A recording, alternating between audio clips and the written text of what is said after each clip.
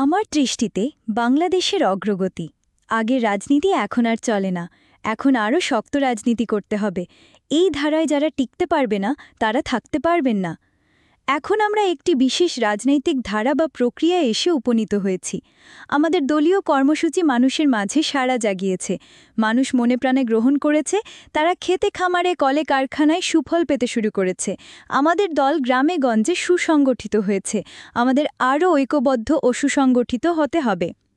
১৯৭১ সালে যুদ্ধের মাধ্যমে দেশ স্বাধীন হয়েছে, কিন্তু বাংলাদেশি জাতীয়তাবাদের ধারা চলে আসছে তারও বহুদিন আগে থেকে। বাংলাদেশি জাতীয়তাবাদের ইতিহাস বহুদিনের, কিন্তু বাংলাদেশের ইতিহাস অল্পদিনের। বাংলাদেশি জাতীয়তাবাদের ইতিহাস পূর্ণ রূপ ধারণ করে এবং একটি প্রক্রিয়ায় ধাপে ধাপে দেশে এবং আন্তর্জাতিকভাবে বিভিন্ন প্রেক্ষাপটে আরও শক্তিশালী হয়ে বাংলাদেশের স্বাধীনতার লক্ষ্যের দিকে ধাবিত করেছিল। সেই অনুপ্রেরণা এত শক্তিশালী ছিল যে এদেশের মানুষ স্বাধীনতার যুদ্ধ করার জন্য প্রস্তুত হয়েছিল। ১৯৭১ সালে আমরা স্বাধীনতা যুদ্ধ করেছিলাম, কিন্তু এই স্বাধীনতার যুদ্ধকে অনেকে খর্ব করার চেষ্টা করেছে। আমাদের স্বাধীনতা যুদ্ধের কৃতিত্ব একটি মহল কেড়ে নিতে চেয়েছিল। অথচ এই স্বাধীনতার যুদ্ধের জন্যে আমাদের দেশের লাখ লাখ মানুষ রক্ত দিয়েছিল। আমরা স্বাধীনতা অর্জন করেছিলাম। কিন্তু রাজনৈতিক স্বাধীনতা কি সব কিছু?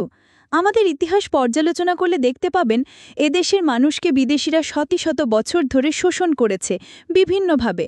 বাংলাদেশ একটি উন্নয়নশীল দেশ। দেশে কলকারখানা স্থাপিত হয়েছে।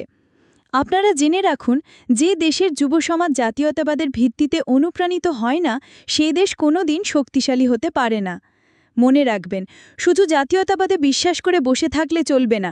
এর সদস্য হওয়াটাই সব কিছু নয়। জাতীয়তাবাদের অনুশীলন করতে হবে, প্র্যাকটিস করতে হবে। তবেই আপনারা বাংলাদেশি জাতীয়তাবাদের অনুসারী হতে পারবেন। আপনাদের বুঝতে হবে, জানতে হবে অতীতে আমরা কিসের শিকার হয়েছিলাম, বর্তমানেও কারা আমাদের শোষণ করতে চায়।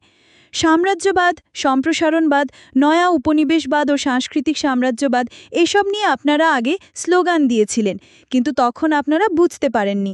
এখন আপনাদের বুঝতে হবে, সাম্রাজ্যবাদ এখন খতম হয়ে গেছে।